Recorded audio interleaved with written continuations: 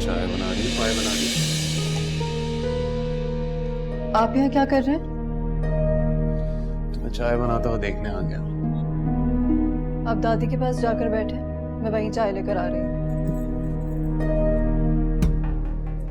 क्यों? क्यों, मुझसे डर लग रहा है? ये क्या बदतमीजी है?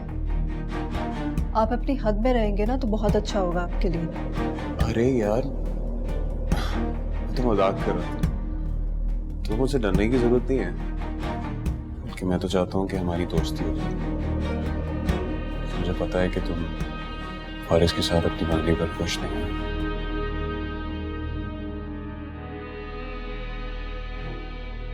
हाथ छोड़े मेरा।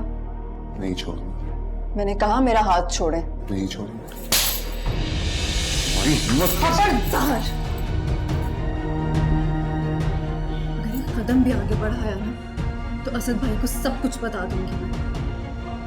अभी सिर्फ एक थप्पड़ मारा है मैंने, किसी और को पता लगा ना तो जान से मार देंगे वो।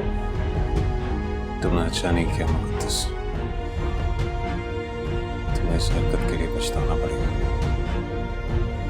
इस थप्पड़ का हिसाब बहुत जल्द चुकाना पड़ेगा। दफा हो जाए यहाँ से वरना मैं शोर में जाऊंगी।